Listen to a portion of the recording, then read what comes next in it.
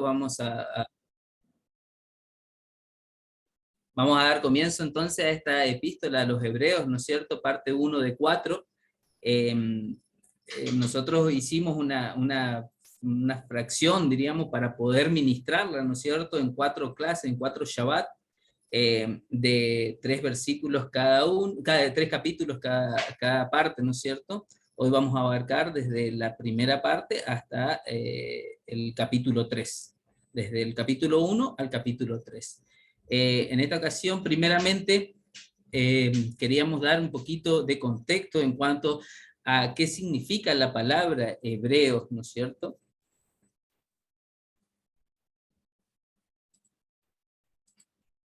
¿No es cierto? ¿Qué significa esta palabra? Si bien muchos ya conocemos que hebreo se le comienza a llamar a uno de los patriarcas, ¿no es cierto? Al patriarca a Abraham, ¿no es cierto? Como se conoce como el primer hebreo, ¿no es cierto? Se le da esa denominación. Pero sin embargo nosotros encontramos en Génesis 10, el 21, el versículo 21, ¿no es cierto? También le nacieron hijos a Sem, padre de todos los hijos de Eber y hermano mayor de Jafet.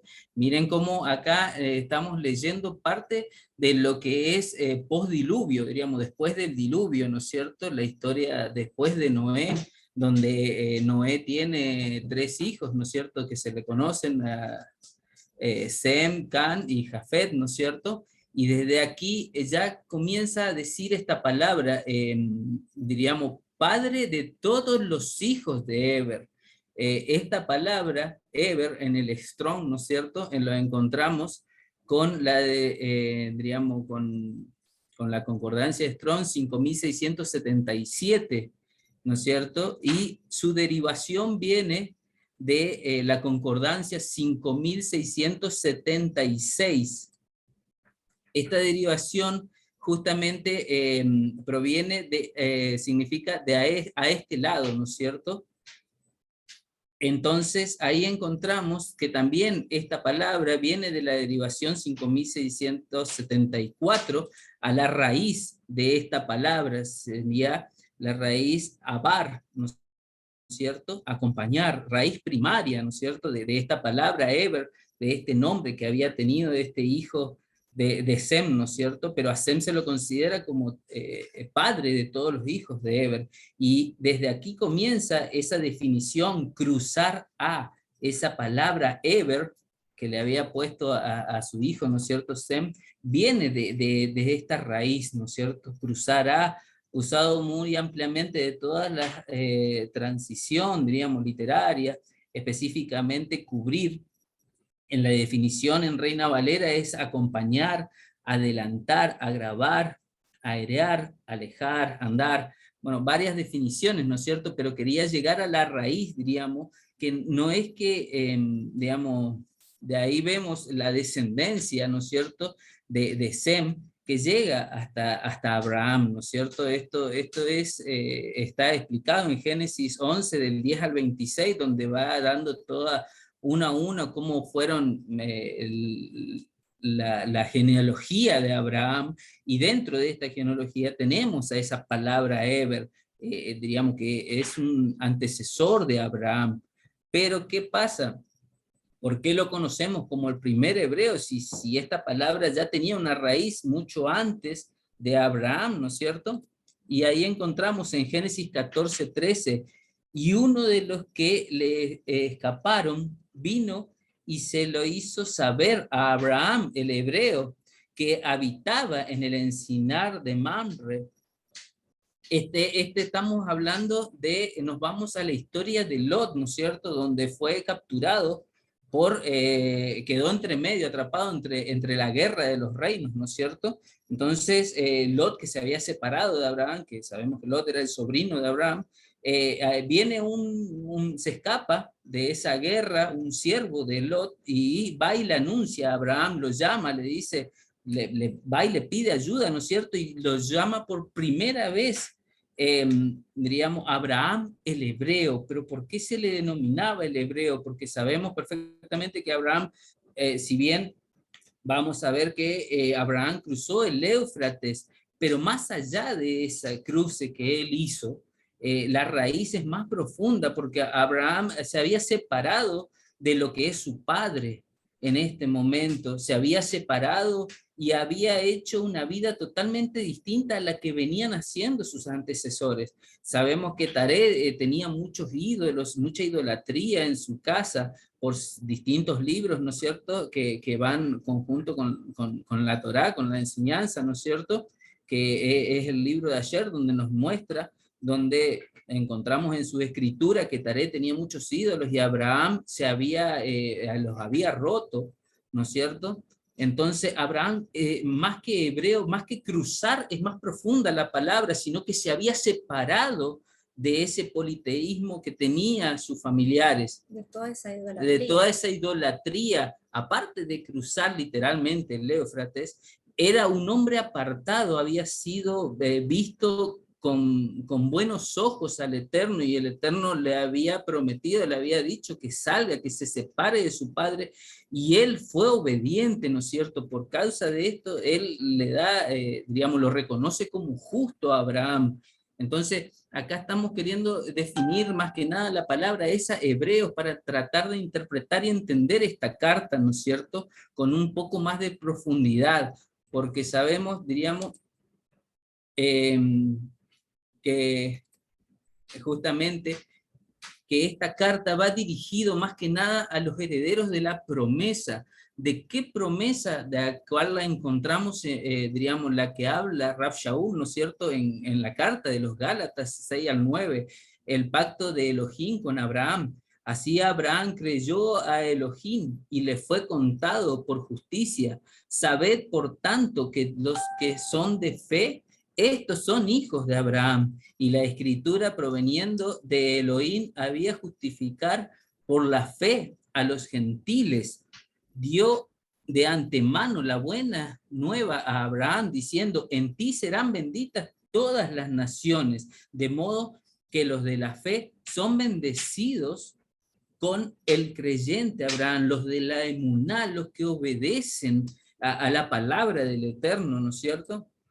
En Génesis 22, 18 encontramos literalmente esta promesa donde nos dice: en tu simiente serán benditas todas las naciones de la tierra por cuanto obedeciste a mi voz. Entonces acá estamos viendo que esta carta no estaba solamente dirigida a hebreos de sangre, sino estaba dirigida a todo hebreo de Muná, a todo hebreo que se consideraba descendiente de Abraham, para percibir esta promesa. Pero ¿qué necesitamos? También tenemos como ejemplo cuando, cuando el Eterno le dice a Abraham, ¿no es cierto?, que se circuncide, pero cuando le dice que se circuncide, no solamente era a los descendientes de Abraham, sino que también les dice que se circuncide todos los que estaban ahí con él, hasta sus siervos, sus extranjeros, todos los que estaban ahí, que se hicieran la circuncisión, y eso iba a ser señal de pacto, un pacto también entre Elohim y la descendencia de Abraham. Es decir, es hebreo todo aquel que acepta, es decir, que reconoce al Eterno y que entra a los caminos y entra a los pactos del Eterno. Ese es considerado hebreo, o sea, hebreo no solamente de sangre, sino también de emuná, porque si decimos fe, también está llevada por mal camino, así que es de emuná, es de confiar, es de confiar y de obedecer. Obedecer, exactamente, y no solamente eso, sino que también, diríamos, ahí se veía que inclusive ahí incluye también a todos los gentiles, digamos, incluye a todas las naciones en esta promesa, y sabemos que esta carta nace, ¿no es cierto?, esta carta nace en Italia, diríamos, estos escritos nacen en Italia y de ahí son dirigidos hacia los distintos lugares, ¿no es cierto? Pero ya no tiene la misma estructura que tienen las otras cartas que nos encontramos en el Brit Hadashah, como las cartas paulinas o la carta de Pedro, la carta de Judas, ¿no es cierto? Claro, de Santiago. O sea, que empiezan siempre con una presentación, una salutación, presentándose, y una dirección Una a quienes dirección. va dirigido Exactamente. específicamente a un pueblo. En cambio cuando dice a los hebreos, ya no está encapsulando a solamente un pueblo de sangre o a una región, sino nos está abriendo la perspectiva, la visión a todo hebreo, a todo aquel que acepta, que obedece, todo aquel descendiente de Abraham que percibe la promesa por el pacto que había hecho el Eterno, ¿no es cierto? En cuanto a cuándo se escribió esta carta, tenemos ciertos testigos dentro de la misma carta, digamos, versículos que testifican más o menos cuándo fue escrita. Por ejemplo, en Hebreos 8:4 encontramos dentro de esta misma carta, así que si estuviese sobre la tierra, ni siquiera sería sacerdote, habiendo aún sacerdotes que presentan las ofrendas según la ley. Entonces ahí damos entendimiento de que cuando este escritor, porque tampoco sabemos exactamente quién la escribió, pero cuando él exhorta, cuando él escribe de esto, todavía había sacerdotes presentando ofrendas, todavía estaba el templo, ¿no es cierto?, en Jerusalén. Entonces, esta carta fue escrita entre los años 60 y 70 después de Cristo, ¿no es cierto? Después de nuestro don Yeshua HaMashiach. Entonces, pero sabemos que fue antes del año 70, ya que en el año 70 fue destruido el templo. También encontramos otro testigo, ¿no es cierto? Hebreos 9:9, lo cual es símbolo para el tiempo presente, según el cual se presentan ofrendas y sacrificios que no pueden hacer perfecto en cuanto a la conciencia al que participa, practica ese culto. Entonces ahí tenemos la clara evidencia que fue antes de la destrucción del templo, que todavía teníamos. Que fue alrededor más o menos de estos años. Exactamente. De esa época. Y después entramos en la gran disyuntiva, diríamos, en el gran debate que muchos tienen, aunque la verdad que muchos no quisimos entrar en este debate, porque muchos dicen que fue Pablo, otros fue que fue Apolos, otro que fue Bernabé, ¿no es cierto? Pero sí estamos seguros que en Hebreos 13:24 hace una despedida el autor, ¿no es cierto? Saludad a todos vosotros, pastores, y a todos los santos. Los de Italia os saludan. Digamos, desde Italia esta persona estaba escribiendo, estaba exhortando esta carta, estas palabras, ¿no es cierto? Sin embargo, hay algunos que fundamentan que pudo haber sido Bernabé en base a este versículo de Hechos 4:36, ¿no es cierto? De modo que Joseph, a quien los emisarios llamaban Barnabá, que quiere decir hijo del exhortador, un levita nativo de Chipre. Sabemos que Chipre es una isla de Italia, ¿no es cierto?, de la región de Italia. Entonces por eso hay muchos que se basan diciendo que fue Bernabé, aunque digamos, hay otros que estudian y que dicen que no, que fue Pablo, que fue Apolo, que pudo haber sido otro escritor, ¿no es cierto?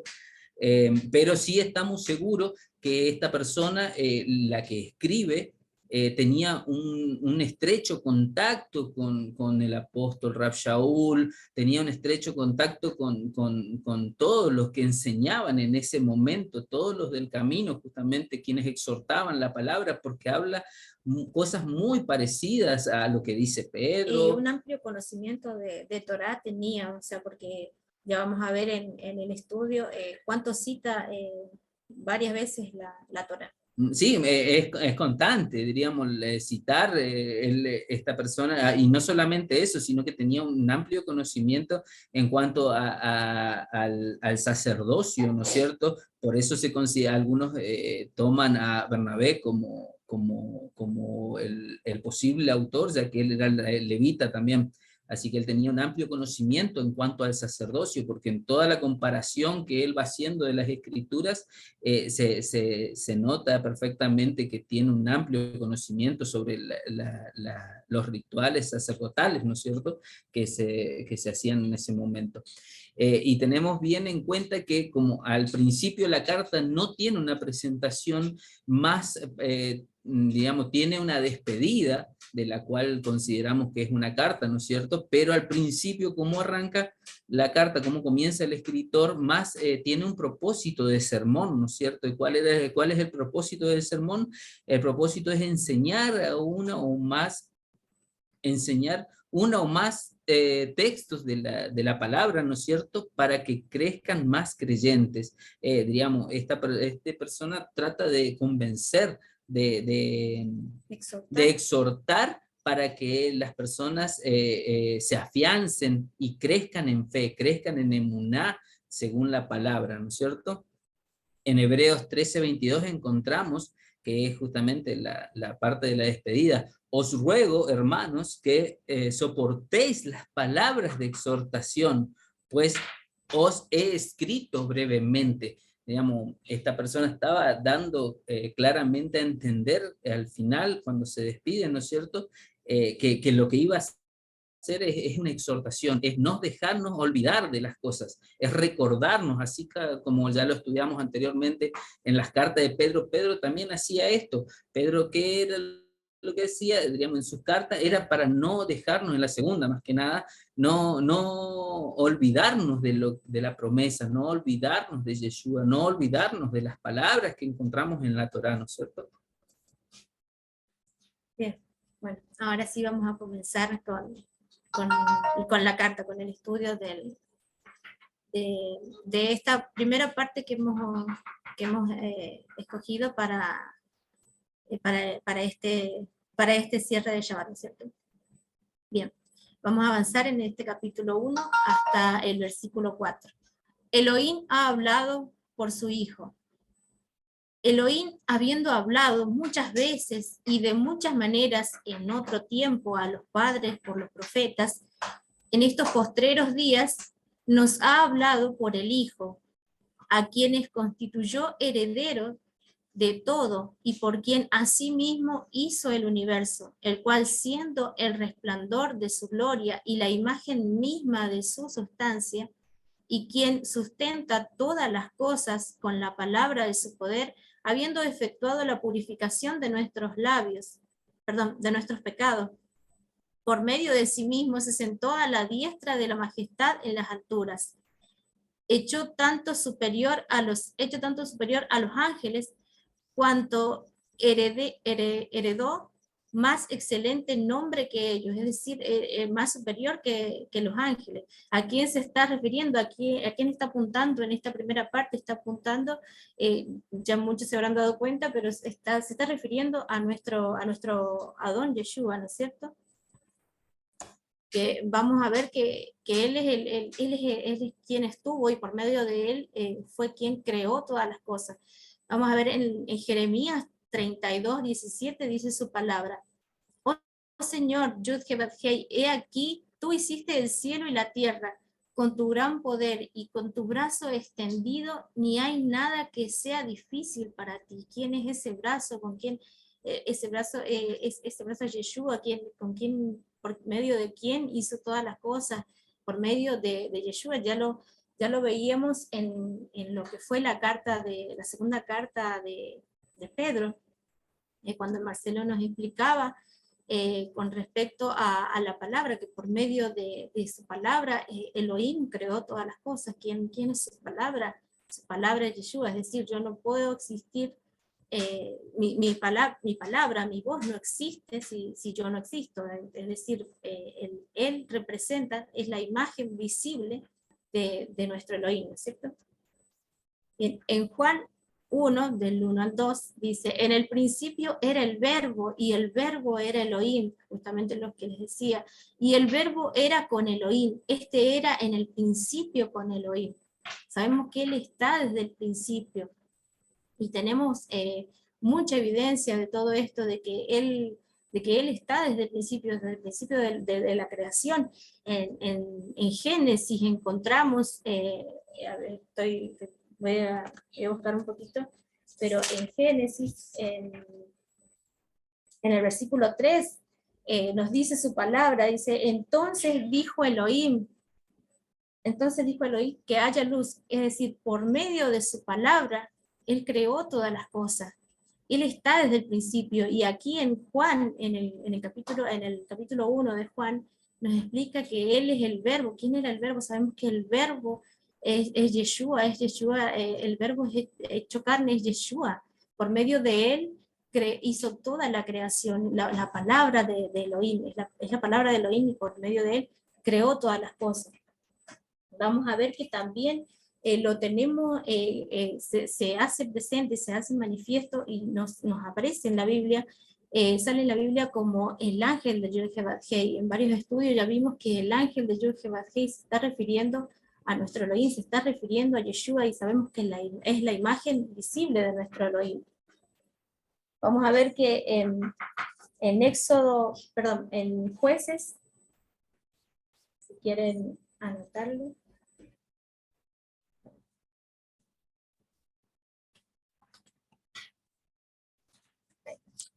En Jueces, en el capítulo 2, dice, el ángel de Yod-Heh-Vav-Heh subió entonces de Gigal a Bogim y dijo, yo os hice subir de Egipto y os introduje a la tierra que había prometido con juramento a vuestros padres. Aquí podemos ver que está diciendo el ángel de Yod-Heh-Vav-Heh fue quien les dijo, quien los sacó, ¿no es cierto?, de Egipto. Y en Éxodo 20 encontramos, dice, y Elohim habló enfáticamente todas estas palabras diciendo, yo soy Yod-Heh-Vav-Heh, tu Elohim, que te saqué de la tierra de Egipto.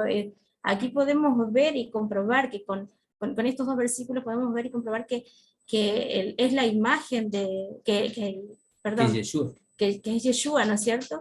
Que el ángel de Yod-Heh-Vav-Heh es el mismo Yeshua, es el mismo Yeshua, quien también lo vamos a ver ahora más adelante, cuando se le presenta en la zarza ardiente a Moisés, ¿no es cierto?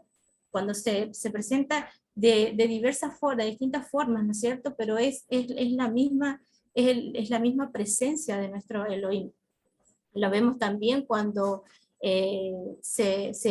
lo escucharon, ¿no es cierto?, lo que fue en el monte Sinaí, que escucharon su voz y tuvieron temor. Y vamos a ver también también aquí en Jueces, dice su palabra. En Jueces, en el capítulo 2, en el verso 4, dice, y cuando el ángel de Yod-Heh-Vav-Heh habló estas palabras a todos los hijos de Israel, y el pueblo alzó su voz y lloró. Es decir, cuánto se humillan ante la voz, solamente la voz del Creador.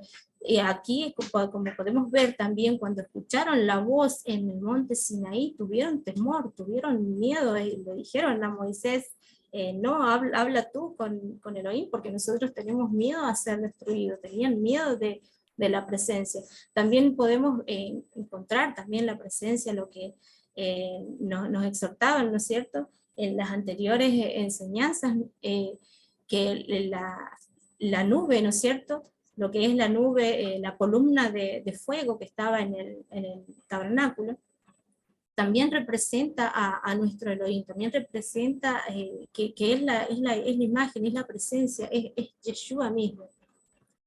Vamos a ver en Apocalipsis 1:8 cómo se presenta ante el apóstol Juan cuando tiene la visión. Se presenta, dice, yo soy el alfa y la omega, principio y fin, dice el Señor.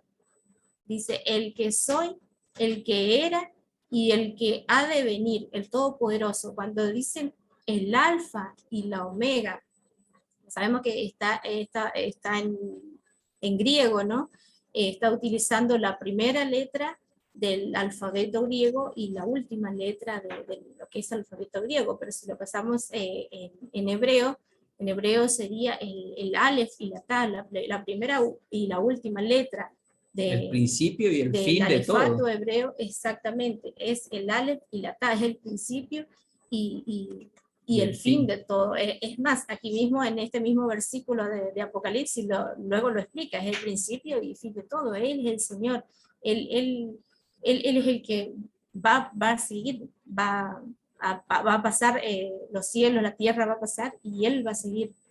Él es nuestro Elohim y la imagen visible de Él es Yeshua. Amén. Ahora habíamos traído un videíto que vamos a colocar. Un pequeño videíto, ¿no es cierto? Lo mismo que el Eterno, diríamos, le había mostrado a Juan, diríamos, después él lo escribe, ¿no es cierto? Es lo que encontramos en Apocalipsis, ¿no es cierto? Y es él es el mismo que que estuvo en el principio, y esto lo tenía bien, diríamos, conceptualizado, la persona que estaba escribiendo, lo tenía bien comprendido y entendido, y estaba exhortando, hermanos, nos estaba exhortando a nosotros qué es lo que estaba pasando, qué era nuestro Mesías, qué era nuestro Adón, que era el mismo Elohim hecho carne. Porque ¿a cuál de los ángeles dijo Elohim jamás? Mi hijo eres tú, yo te he engendrado hoy, y otra vez yo seré el padre, y él me será a mi hijo.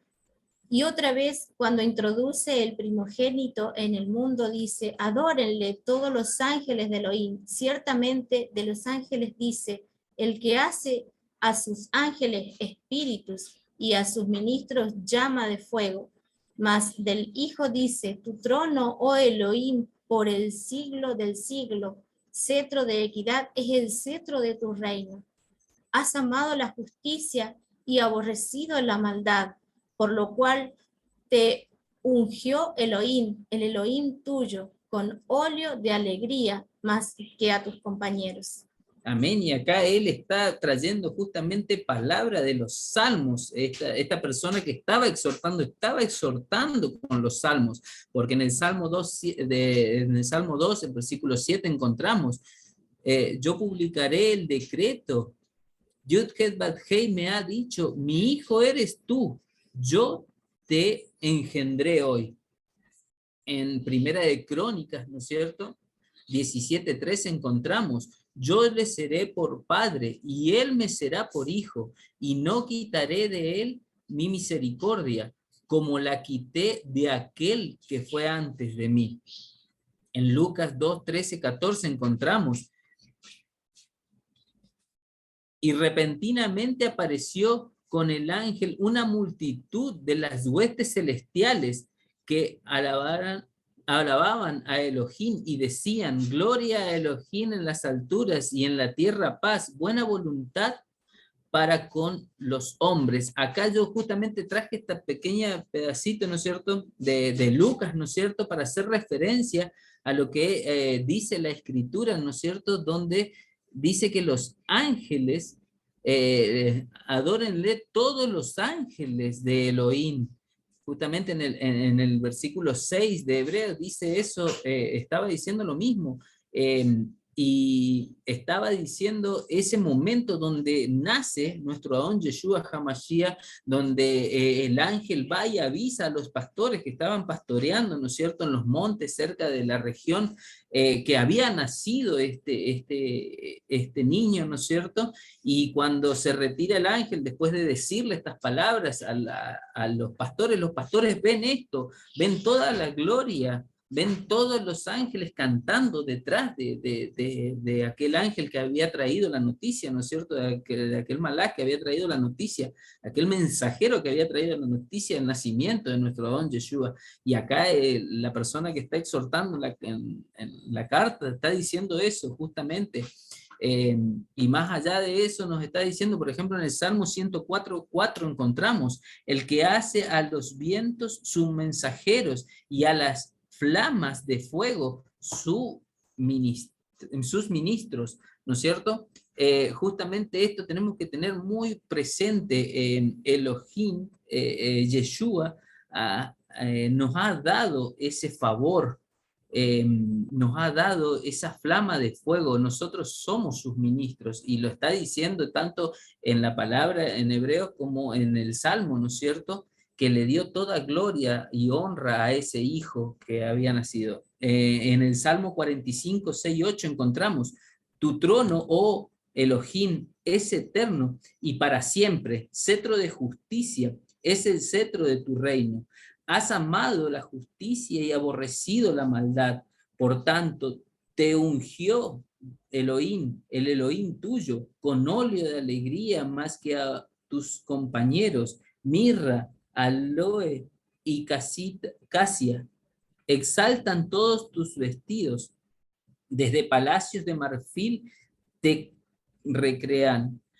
Acá está, justamente el que está escribiendo, el que está exhortando, está directamente trayendo palabra de los salmos. Está reproduciendo lo mismo que decía en los salmos, que encontraba en la escritura. Por eso decíamos al principio que era un muy buen entendedor, un muy buen conocedor de la palabra, ¿no es cierto? Y tú, oh Señor, en el principio fundaste la tierra y los cielos son obra de tus manos. Ellos perecerán, mas tú permaneces, y todos ellos se envejecerán como una vestidura, y como un vestido los envolverás, y serán mudados. Pero tú eres el mismo, y tus años no acabarán. Pues ¿a cuál de los ángeles dijo Elohim jamás, siéntate a mi diestra, hasta que ponga a tus enemigos por estrado de tus pies? ¿No son todos espíritus ministradores enviados para servicio a favor de los que serán herederos de la salvación? Y acá encontramos, ¿no es cierto? Porque acá está poniendo como, diríamos, está dando claramente la evidencia que nuestro don Yeshua era ese rey que Elohim, digamos, lo sentó en el trono, lo sentó a la diestra, ¿no es cierto? Y le dio toda potestad sobre todo. En Malaquías 3:6 encontramos, porque yo, Yud-Het Bat-Hei, no cambio. Por esto, hijos de Jacob, no habéis sido consumidos, ¿no es Es cierto? decir, Él es el mismo que era, así como lo dice, como lo está exhortando acá en esta parte, ¿no es cierto? Que Él es el mismo, y tus años se acabarán, pero él no pasará, Él es el mismo, aquí en Malaquías lo está mostrando, ¿no es cierto? Adonai no cambia, yo Adonai no cambio, es el mismo que era, que es y el que será. En Isaías 35:8 encontramos, y habrá allí calzada y camino, y será llamado camino de santidad. No pasará inmundo por él, sino que él mismo estará con ellos. El que anduviere en este camino, por torpe que sea, no se extraviará. Ahí nos está dando profecía de nuestro don Yeshua HaMashiach, de que Él sería el camino. Después Él se pronuncia, ¿no es cierto? Encontramos en la palabra que Él dice, yo soy el camino y la verdad. De este camino estaba hablando. Y de este camino es por medio del cual nosotros vamos a ser santificados, ¿no es cierto? Y que no hay otro como él. En Mateo 24:35 encontramos, el cielo y la tierra pasarán, pero mis palabras no pasarán. Dando a entender que nuestro don Yeshua estuvo, es y será por siempre, ¿no es cierto? Bien. Vamos a hablar de lo que es la gran salvación en el capítulo 2. Vamos a avanzar hasta el versículo 4. Por tanto, es necesario que con más diligencia atendamos las cosas que hemos oído, no sea que nos deslicemos, porque si la palabra dicha por medio de los ángeles fue firme y toda transgresión y desobediencia recibió justa tribulación, ¿cómo escaparemos nosotros si descuidamos una salvación tan grande, la cual, habiendo sido anunciada primeramente por el Señor, no fue confirmada por los que oyeron, testificando Elohim juntamente con ellos, con señales, prodigios y diversos milagros, y repartimientos del Espíritu Santo, según su voluntad? Bueno, aquí vemos lo importante de lo que es la salvación y de no perder esa salvación. Ahora vamos a hacer lectura de Deuteronomio 8:11. La voy a invitar a Marcela, que si puede venir a hacernos lectura de Deuteronomio 8, si lo quieren buscar ustedes en su Biblia. Deuteronomio 8, 11, 20. ¿Está por ahí, Marcela? A ver.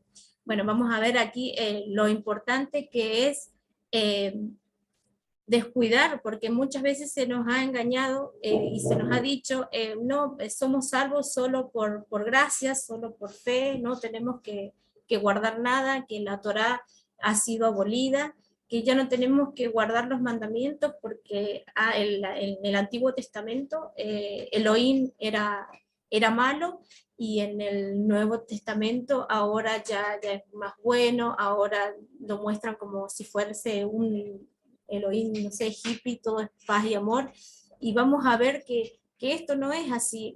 Recién lo veíamos en Malaquías, donde dice esa palabra, que Él no cambia, Adonai no cambia, Él es el mismo que era, que es y que será.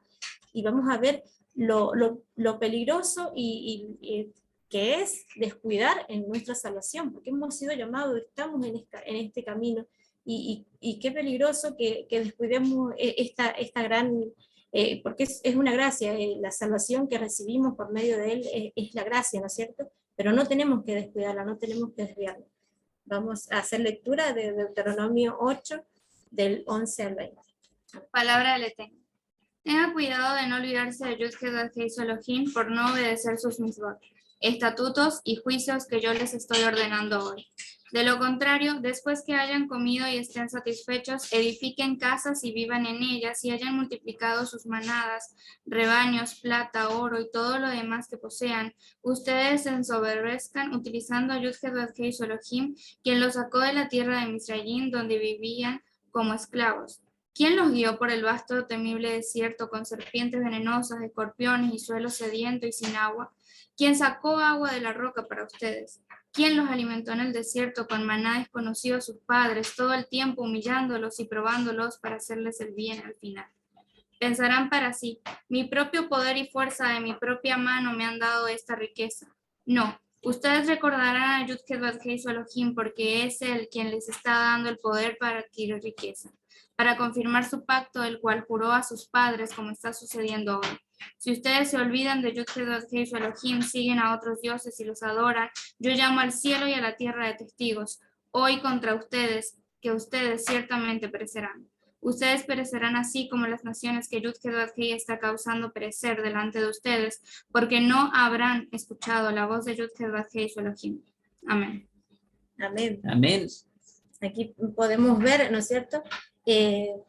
Si descuidamos, ¿no es cierto? Y si no reconocemos, porque lo más importante es eso, reconocer que todas las bendiciones que tenemos en nuestras vidas, todo viene del Eterno, las bendiciones, la sabiduría, la salud, todo viene gracias a Él.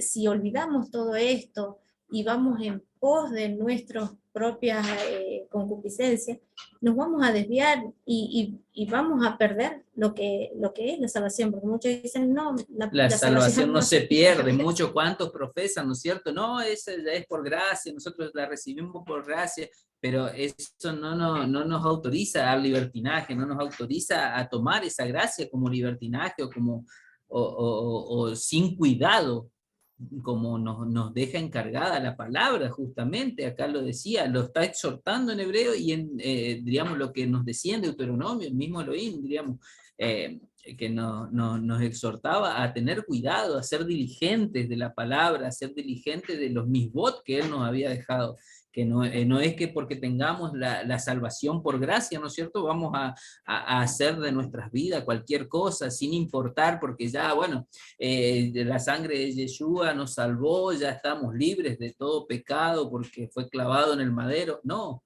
hermanos, eso es lo que nos está exhortando, nos está dando un marco de qué importante es la salvación y cómo tenemos que cuidarla, cómo tenemos que protegerla, cómo tenemos que seguir sus caminos, ¿no es cierto? En Deuteronomio 4:40 también encontramos: y guardad sus estatutos y sus mandamientos, los cuales yo te mando hoy, para que te vaya bien a ti y a tus hijos después de ti, y prolonguen tus días sobre la tierra que Yud-Heh-Vav-Heh, tu Elohim, te da para siempre. Miren qué importante, ¿no es cierto? Está dando hasta las generaciones. No es solamente que si nosotros obedecemos, vamos a recibir solamente nosotros esa promesa, sino que también nuestros herederos, pero nuestros herederos también nosotros tenemos que encargarnos de enseñar esta palabra, de exhortar esto que nos está dejando Hebreos, esta carta, ¿no es cierto?, a nuestros descendientes para que ellos guarden y no se olviden. Y cómo nos hemos olvidado después de tanto tiempo en el mundo, ¿no es cierto? Mucha gente ya cree que Yeshua murió, que por su sangre somos libres, y sin embargo están muy confundidos, muy lejos de la verdad. En Gálatas 5:6 nos dice Rab Shaul, digo pues, andad en el espíritu y no satisfagáis los deseos de la carne. Ahí está justamente nuestra concupiscencia, nuestros deseos, diríamos. Tenemos que tener mucho cuidado porque son muy tentadores, el mundo está ahí todos los días afuera, y nosotros tenemos que tener cuidado con eso, y acá nos está diciendo eso justamente en la palabra. Santiago 4, Santiago 4 del 4 al 5 encontramos, oh almas adúlteras, ¿no sabéis que la amistad del mundo es enemistad contra Elohim? Cualquiera pues que quiera ser amigo del mundo se constituye enemigo de Elohim. ¿O pensáis que la Escritura dice en vano, el Espíritu que Él ha hecho morar en nosotros nos anhela celosamente? Ahí nos está diciendo, justamente Santiago estaba también exhortando en esto mismo. Tenemos que tener mucho cuidado porque es celoso ese espíritu que él, diríamos, que mora en nosotros cuando conocemos la verdad, ¿no es cierto? Y tenemos que cuidarlo, tenemos que... En primera de Juan 2:16 también encontramos, porque todo lo que hay en el mundo, la pasión de la carne, la pasión de los ojos y la arrogancia de la vida, no provienen del Padre, sino del mundo. Así que hermanos, a cuidarnos mucho de eso. En Juan 14:21 también encontramos, el que tiene mis mandamientos y los guarda, ese es el que me ama. Y el que me ama será amado por mi Padre, y yo lo amaré y me manifestaré a él. Hermanos, ahí nos está diciendo, en nuestro propio Adón Yeshua nos está diciendo que amemos, pero no es ese amor que conocemos del mundo, ese cupido que nos han vendido, diríamos, en el mundo, sino es ese amor con temor. Él es el Padre, Él es el Creador, el Todopoderoso. El amor a Él es guardar sus mandamientos. Es conocerlo es leer las Escrituras, y en las Escrituras tenemos sus mandamientos, tenemos sus ordenanzas que nos van a llevar a una vida kadosh, a una vida apartada, ¿no es cierto?, del mundo. En Lucas 11:23 también encontramos, el que no está conmigo, contra mí está, y el que conmigo no recoge, desparrama, perdón. Entonces, ahí justamente nos está diciendo, tengamos cuidado, digamos, preservemos esa salvación que por gracia nos ha llegado, por misericordia de Elohim, que mandó a su único hijo, ¿no es cierto?, por los pecados de todos nosotros. Tenemos que apreciar ese sacrificio que él hizo, y tenemos que cuidarlo, y para cuidarlo tenemos que ir creciendo, ir alimentándonos de su palabra, donde dice cómo debemos vivir. Amén. El autor de la salvación. Bien, vamos a avanzar en este capítulo desde el 5 hasta el 8. Porque no sujetó a los ángeles el mundo venidero, acerca del cual estábamos hablando. Pero alguien testificó en cierto lugar diciendo, ¿qué es el hombre para que te acuerdes de él, o el hijo del hombre para que le visites? Le hiciste un poco menor que los ángeles, le coronaste de gloria y de honra, y le pusiste sobre la obra de tus manos. Todo lo sujetaste bajo sus pies, porque en cuanto le sujetó todas las cosas, nada dejó que no sea sujeto a él, pero todavía no vemos que todas las cosas le sean sujetas. Amén. Y acá justamente estaba exhortando y estaba diciendo, Él es el autor de esa salvación. A Él glorificó, a Él entronó Elohim, a Yeshua justamente, y le dio toda potestad. En el Salmo 8 del 4 al 6 encontramos, digo, ¿qué es el hombre para que de él te acuerdes? Y el hijo del hombre para que lo cuides. Sin embargo, lo has hecho poco menor que los ángeles y lo coronas de gloria y majestad. Tú le haces señorear sobre las obras de tus manos. Todo lo has puesto bajo sus pies. Justamente el autor de Hebreos estaba recitando este salmo, nos estaba trayendo a la memoria estas cosas, que no nos olvidemos que Él es el Señor, que Él es el que señorea, que bajo sus pies está toda la creación, está todo sujeto a Él. Y en Primera de Corintios 15:27 encontramos, porque Elohim ha puesto todo en sujeción bajo sus pies.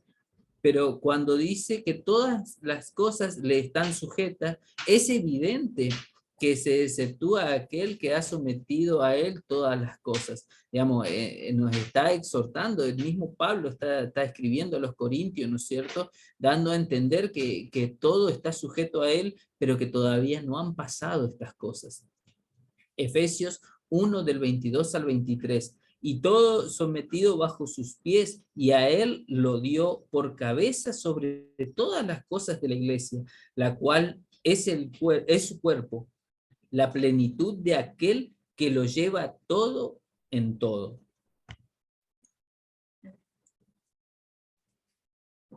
Pero vemos a aquel que fue hecho un poco menor que los ángeles, a Yeshua coronado de gloria y de honra, y a causa del padecimiento de la muerte, para que por la gracia de Elohim gustase la muerte por todos, porque convenía a aquel por cuya causa son todas las cosas y por quien todas las cosas subsisten, que habiendo de llevar muchos hijos a la gloria, perfeccionase por aflicción al autor de la salvación de ellos. Porque el que santifica a los que son santificados, de uno son todos, por lo cual no se avergüenza de llamarlos hermanos, diciendo, anunciaré a mis hermanos tu nombre en medio de la congregación, te exaltaré. Y otra vez yo confiaré a él, y de nuevo, he aquí yo y los hijos de Elohim, que Elohim me dio. Ahí, amén, ahí está explicando el autor de esta carta, está exhortando que, digamos, Él se tuvo que hacer carne, Él tuvo que humillarse por nuestros pecados. ¿Quién se humilló? ¿Quién se hizo carne? Elohim mismo se hizo carne en Yeshua, y Yeshua vino y fue menor en ese momento que los ángeles, tuvo menor porque fue carne. Fue de sangre y de carne, ¿no es cierto? Se hizo hombre, por eso fue menor que los ángeles, pero cuando él muere, ¿no es cierto?, en la cruz y resucita, ahí lo glorifica, ahí lo entrona, ahí le da toda... Que los ángeles, él se hace el rey, él se sienta en el trono, diríamos, del Eterno. Él es justamente quien se glorifica y a quien está sujeta a todas las cosas. En 1 de Pedro 3:18 encontramos, porque también el Mesías murió por los pecados una sola vez, el justo por los injustos, para llevarnos a Elohim, muerto en la carne, pero vivificado en el espíritu. Ahí nos está revelando, el mismo Pedro también está diciendo exactamente lo mismo. En Apocalipsis 5, del 12 al 14, encontramos que decían a gran voz, el Cordero que fue inmolado, digno es de recibir el poder, la riqueza, la sabiduría, la fortaleza, el honor, la gloria y la alabanza. Y a toda cosa creada que está en el cielo, sobre la tierra, bajo la tierra y en el mar, y a todas las cosas que en ellos hay, oí decir, al que está sentado en el trono y al Cordero sean la exaltación, la honra, la gloria y el dominio por los siglos de los siglos. y los 4 seres vivientes decían amén, y los ancianos se postraron y adoraron. Acá justamente en esa visión Juan había visto al Cordero hecho rey, él ahí lo estaba diciendo, y todos le debían obediencia y todos se postraban ante él es Elohim, él nuestro Adón Yeshua fue carne, pero es Adonai, es Elohim, hecho carne, es su presencia. En Marcos 8:38 encontramos, porque cualquiera que se avergüence de mí y de mis palabras, en esta generación adúltera y pecadora, el Hijo del Hombre también se avergonzará de él cuando vengan en la gloria de su Padre con los santos ángeles. Es decir, ni siquiera él no se avergüenza de nosotros cuando nos arrepentimos de nuestros pecados y venimos y nos humillamos ante Él. Él no se avergonzará, así como le decía acá, porque nosotros habríamos de avergonzarnos de Él, ¿no es cierto? Así lo muestra acá en Marcos 8:38, ¿no es cierto? Amén. Vamos a seguir avanzando hasta el 18. Así que por cuanto los hijos participaron de carne y sangre, él también participó de lo mismo para destruir por medio de la muerte al que tenía el imperio de la muerte, esto es, Hasatán, y librar a todos los que por el temor de la muerte estaban durante toda la vida sujetos a servidumbre, porque ciertamente no socorrió a los ángeles, sino que socorrió a la descendencia de Abraham, por lo cual debía ser en todo semejante a sus hermanos para venir a ser misericordioso y fiel, sumo sacerdote, en el que a Elohim se refiere, para expiar los pecados del pueblo, pues en cuanto él mismo padeció siendo tentado, es poderoso para socorrer a los que son tentados. Y acá está aclarando y está justamente diciendo lo que recién hablábamos. Él se tuvo que hacer carne para venir por nuestro rescate, porque si él no se hacía carne, no se hacía inferior, nosotros no tendríamos esa gracia, no tendríamos esa salvación que él, digamos, había planificado, había pactado, ¿no es cierto? Él fue ese cordero para expiar nuestros pecados, ¿cierto? Él se tuvo que hacer carne. Y en Isaías 53:7 encontramos, fue oprimido y afligido, pero no abrió su boca, como cordero que es llevado al matadero, y como oveja que ante sus trasquiladores permanece muda, no abrió él su boca. Ya Isaías lo pronunciaba en profecía, ¿no es cierto?, a nuestro Adón Yeshua HaMashiach. Juan 1:29 dice, al día siguiente vio a Yeshua que venía hacia él y dijo, he aquí el Cordero de Elohim que quita el pecado del mundo. Juan ya, acá. Sí, ya, perdón. ¿No? Ya Juan el Bautista, ya él lo estaba reconociendo como el Cordero que venía a expiar nuestros pecados. Ya Juan el Bautista lo estaba anunciando. Lo estaba viendo y estaba haciendo su obra. Él sabía perfectamente que él era el Cordero que iba a expiar todos nuestros pecados. En 1 de Pedro 1, del 18 al 19 encontramos, sabiendo que no fuisteis redimido de vuestra vana manera de vivir, heredada de vuestros padres, con cosas perecederas como oro o plata, sino con sangre preciosa, como de un cordero sin tacha y sin mancha, la sangre del Mesías. Ahí Pedro está diciendo justamente, nosotros no podemos comprar, no tiene precio ni con oro ni con plata nuestra salvación. Solamente por medio de su sangre nosotros lograremos esa salvación. Amén. Yeshua es superior a Moisés. Así que vamos a avanzar, ya vamos a ir terminando en lo que es el capítulo 3. Vamos a avanzar hasta del versículo 1 al 6. Por tanto, hermanos santos participantes del llamamiento celestial, considerar al apóstol y sumo sacerdote de nuestra profesión, Yeshua HaMashiach, el cual es fiel al que le constituyó, como también lo fue Moisés en toda la casa de Elohim, porque de tanto mayor gloria que Moisés es estimado digno cuanto tiene mayor honra que la casa el que hizo la casa, porque toda la casa es hecha por alguno, pero el que hizo todas las cosas es Elohim. Y Moisés a la verdad fue fiel en toda la casa de Elohim como siervo, para testimonio de lo que se iba a decir, pero Mashiach como hijo sobre su casa, la cual casa somos nosotros, si retenemos firmes hasta el fin la confianza y el gloriarnos en la esperanza. Es decir, nosotros somos la casa. Somos casa mire la importancia, inclusive acá está dando como que, mire en el 5 dice, y Moshe a la verdad, ¿a qué verdad le fue fiel? A Yeshua, justamente a la palabra, porque inclusive Moisés recibió órdenes de Elohim de cómo tenía que ser el tabernáculo, perfectamente diseñado. Y él le fue fiel a esa instrucción, le fue fiel a la palabra, a la verdad, al verbo, ¿no es cierto? Le fue fiel a Yeshua.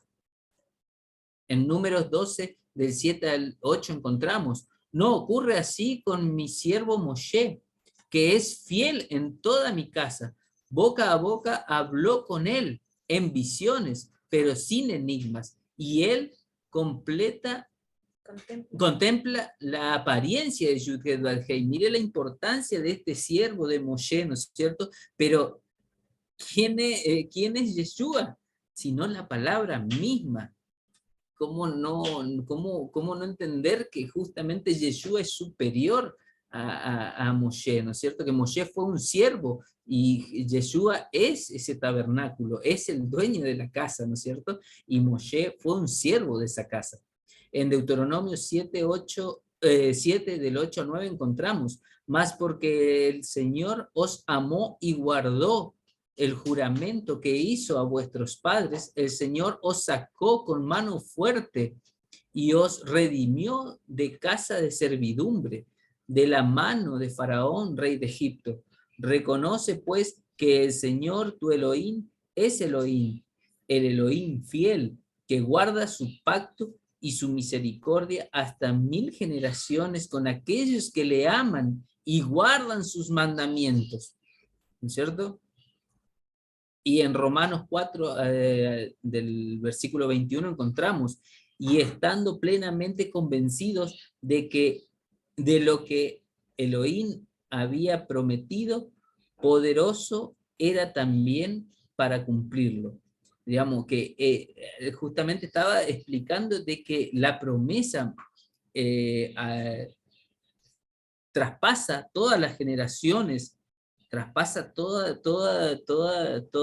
las etapas, todas las generaciones, y cuán más poderoso es nuestro Elohim para cumplirla. Sabemos que el Eterno cumple esas promesas, que no es hombre para arrepentirse y no cumplir. Él es Elohim, Él es el Creador. O para cambiar, como muchos nos han hecho creer que... Cuando en toda su palabra estamos viendo, en todas las enseñanzas que estamos viendo en las distintas parashot, vamos viendo cuán cíclico es decir, todo se va cumpliendo cíclicamente y no ha cambiado, esa palabra tampoco ha cambiado, tampoco pasará. Todavía perdura inclusive en nuestra época. Bien, el reposo del pueblo de Elohim. Por lo cual, como dice el Espíritu Santo, si oyereis hoy su voz, no endurezcáis vuestros corazones, como en la probación en el día de la tentación en el desierto, donde me tentaron vuestros padres, me probaron y vieron mis obras 40 años, a causa de lo cual me disgusté contra esa generación y dije, siempre andan vagando en su corazón y no han conocido mis caminos. Por tanto, juré en mi ira, no entrarán en mi reposo. Lo que está mencionando aquí es importante. Está hablando de reposo. Sabemos que el reposo también significa el Shabbat. Y lo importante que es, ¿no es cierto? Y no es solamente eso, sino que cómo está pronunciando lo mismo, está contando la historia del pueblo de Israel que vagó por el desierto, ¿no es cierto? Por 40 años, por desobedecer, por no escuchar su palabra, por dudar muchas veces, y no lo dejó entrar en la tierra prometida. En el Salmo 95, 8, 11 encontramos: no endurezcáis vuestros corazones como en Meriba, como en el día de Masá, en el desierto, donde me tentaron vuestros padres, me probaron y vieron mis obras. 40 años estuve disgustado con la nación y dije: pueblo es que divaga de corazón y no ha conocido mis caminos. Por tanto, juré en mi furor que no entrarían en mi reposo. Hermanos, en Efesios 4:18 encontramos: entenebrecidos en su entendimiento, excluidos de la vida de Elohim por causa de la ignorancia que hay en ellos, por la dureza de su corazón. Cuando nos endurecemos de corazón, no creemos en el poder del Eterno, ¿no es cierto? Nos aleja, nos lleva lejos, así como pasó, ¿no es cierto?, que veíamos recién la explicación de los 40 años, ¿no es cierto?, de ese pueblo que anduvo en el desierto, y en esa ira él dijo: no entrarán en mi reposo. ¿Y a qué estaba refiriendo ese reposo? Si encontramos en la creación desde un principio, el Eterno vemos que ha creado los cielos y la tierra, ha hecho toda la creación hasta llegar al séptimo día en el cual reposó. ¿Cuál es ese reposo? Es ese descanso. Inclusive después encontramos cuando le da la Torá en el monte Sinaí, ¿no es cierto?, le pide que guarden el Shabbat, que guarden el día de reposo, que sería perpetuo, que sería un pacto entre él y su pueblo, ¿no es cierto? Y después acá, justamente, cuando ellos iban a pasar la tierra de Canaán, ¿no es cierto? Cuando iban a ir a la tierra prometida. Iban a descansar, ¿no es cierto? Iban a encontrar ese reposo. Para entrar, claro, en ese reposo, en esa tierra prometida, pero como desobedecieron, como ya lo vimos también en las enseñanzas anteriores, ellos no escucharon, ellos desobedecieron a la palabra del Creador, y es por esto que fueron maldecidos, ¿no es cierto? Y no entraron, esa generación no entró en el desierto, esa generación pereció en el desierto por haber desobedecido, perdón, la palabra del Eterno, y no entró en ese descanso, en ese día de reposo. Exactamente, y diríamos, así nos vemos hasta inclusive hoy en día, hermanos, nosotros cuando guardamos ese día de reposo, hermanos, estamos exactamente haciendo lo mismo, que estamos siendo obedientes ante los ojos del Eterno, porque nos ha sido revelada las escrituras, nos ha sido dado entendimiento para comprender este día de reposo. Hemos cruzado ese desierto y entramos en su descanso. Y vemos que entrando en su descanso hay muchos que perecen afuera. Exactamente, vemos y continuamente nos atacan o nos invitan o sabemos perfectamente que todas esas pasiones, esas concupiscencias, esos deseos, esas festividades, se burlan de nosotros, se burlan de aquellos que guardamos, que encontramos la verdad y guardamos el Shabbat y guardamos ese día de reposo. Qué importante, ¿no es cierto? Qué importancia tener en cuenta ese reposo. Mirad, hermanos, que no haya en ninguno de vosotros, de vuestros corazón malo de incredulidad, para apartarse del Elohim vivo. Antes exhortaos los unos a los otros cada día, entre tanto que se dice hoy, para que ninguno de vosotros se endurezca por el engaño del pecado, porque somos hechos participantes de Mashiach, con tal que retengamos firmes hasta el fin de nuestra confianza del principio. Entre tanto que dice: si oyereis hoy su voz, no endurezcáis vuestro corazón como en el de la provocación. Ahí justamente nos está exhortando, él ya está, diríamos, que entre nosotros también tengamos esa madurez espiritual para poder exhortarnos, para poder hablar, para poder tener cuidado por los hermanos, protegerlos, hablarles, que no caigan, que no declinen Hay sobre muchos la que palabra. se levantan a decir que no, ya no debemos guardar el Shabbat, y esto también es caer en apostasía, es apartar a otros hermanos, a otros creyentes, así como también hace algunos días se había levantado bueno, no voy a mencionar ahora, pero se nos había dicho que no debemos ayunar, y porque ya el Señor nos ha dicho que no tenemos que afligirnos, cuando su palabra sí dice que debemos ayunar. Hay otros que no quieren dejar los caminos del mundo y se van, prefieren dejar el camino del Señor para volver al mundo, para volver a contaminarse con el mundo. Todas esas cosas son parte de la apostasía. Esto es porque el enemigo le molesta, que guardemos sus mandamientos. Y sabemos, en Apocalipsis, me estaba acordando de un versículo, a ver si lo tengo acá. En Apocalipsis 12:17 dice: entonces el dragón se enfureció contra la mujer y se fue a hacer guerra contra los restantes de su simiente, los que guardan los mandamientos de Elohim y tienen el testimonio de Yeshua, y se paró sobre la arena del mar. Es decir, Está sucediendo eso. y nos está pasando, hermanos. Es más, bueno, ahí justamente como decía el ejemplo Ivana recién, que ha pasado, que alguien nos ha dicho que no debemos ayunar. Sin embargo, nuestro Adón Yeshua, cuando lo tentaron y le preguntaron, ¿por qué no ayunan tus apóstoles y entonces tus discípulos? Entonces él le dice, ¿por qué van a ayunar si el esposo está aquí entre vosotros? Es día de festividad, pero ya van a ayunar en el momento que yo me vaya, en el momento que él, diríamos, que él no iba a estar, nosotros íbamos a tener que afligir. Él dice justamente que nosotros íbamos a afligir nuestro cuerpo. Y dice su palabra que una manera de tener comunión con él es afligiendo nuestro ser. ¿Y cómo afligimos nuestro ser? Ayunando. Lo mismo sucede con el día de reposo. Todo aquel que se levanta en contra del día de reposo, en contra de que guardemos el día de reposo, es el enemigo, es porque al enemigo le molesta que guardemos su santo descanso, le molesta que guardemos los mandamientos. Ese es el enemigo que se levanta, el que está profetizado aquí en Apocalipsis. Es el dragón que se levanta contra los que guardan los mandamientos.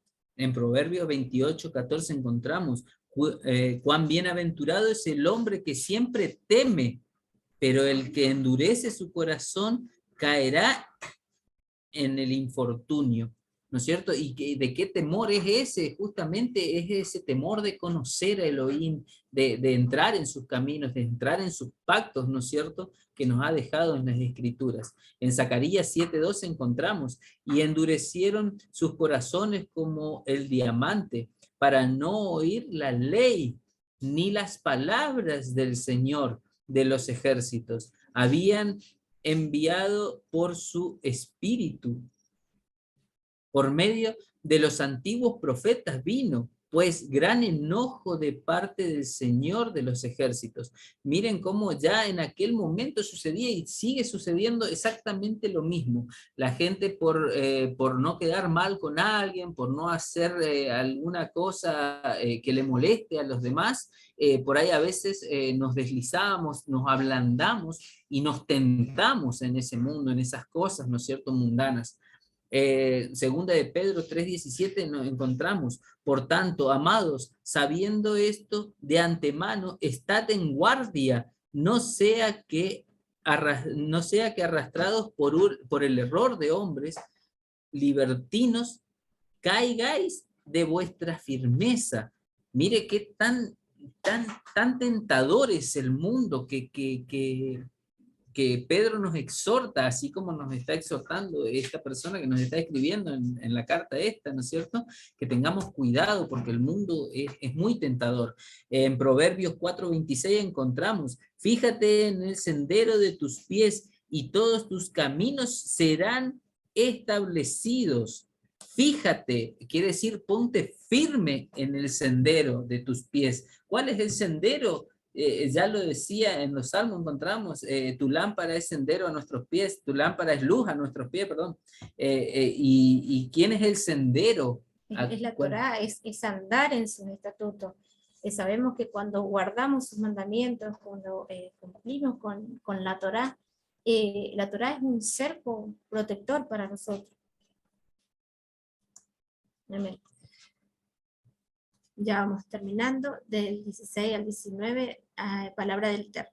Quienes fueron por los que habiendo oído le provocaron, ¿no fueron todos los que salieron de Egipto por mano de Moisés?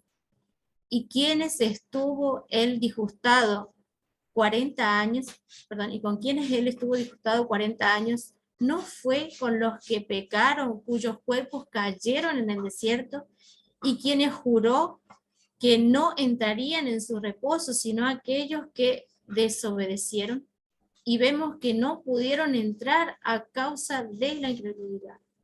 Amén. Y acá nosotros vemos claramente que, diríamos, vuelve a traer, diríamos, esa historia del Éxodo, ¿no es cierto?, en donde nos dice que quiénes son esas personas, quiénes son y cómo perecieron en el desierto, ¿no es cierto?, antes de entrar a la tierra prometida, antes de entrar al reposo.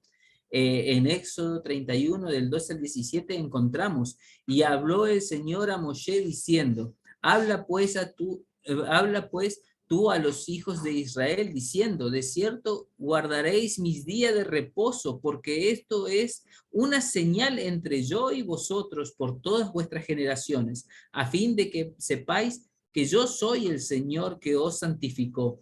Por tanto, habéis de guardar el día de reposo porque es santo para vosotros. Todo el que lo profane morirá irreversiblemente, porque cualquiera que haga obra alguna en él, esa persona será cortada de entre su pueblo. Durante 6 días se trabajará, pero el séptimo día será día de completo reposo, santo al Señor. Cualquiera que haga obra alguna en el día de reposo morirá irreversiblemente. Los hijos de Israel guardarán pues el día de reposo, celebrándolo por todas sus generaciones como pacto perpetuo. Es una señal entre yo y los hijos de Israel para siempre. Pues en 6 días el Señor hizo los cielos y la tierra, y en el séptimo día cesó de trabajar y reposó. Hermanos, ahí justamente nos está diciendo que tengamos mucho cuidado, que seamos obedientes. Si bien sabemos que en estas escrituras era literal la muerte, era literal porque se lo apedreaba, se lo separaba, se lo sacaba, se lo mataba, aquel que estaba siguiendo sus propios caminos, estaba siguiendo sus propias concupiscencias, sus propios deseos, sus propias pasiones, ¿no es cierto? Quienes iban por sus propios caminos, por sus propios beneficios y no atendían a este día que el Eterno nos había dejado. Pero hoy en día sabemos que esa muerte es ser cortado del pueblo de Israel, ser cortado de la gracia, ser cortado de la salvación, ser arrastrados por el mundo fuera de esta salvación, de la salvación a la cual nuestro Adón Yeshua vino y murió por nosotros, ¿no es cierto? Que gracias a su misericordia nosotros recibimos esa salvación. Así que es lo que este escritor, diríamos, exhorta, que tengamos cuidado, que cuidemos a nuestros hermanos, que sigamos, que no nos olvidemos de su palabra, que no nos olvidemos de todas las promesas que él dejó, ¿no es cierto?, para su pueblo y para todo aquel que obedezca y que ame y que escudriñe y que estudie y que se edifique en su Torá, que se edifique en sus testamentos, en sus instrucciones, ¿no es cierto?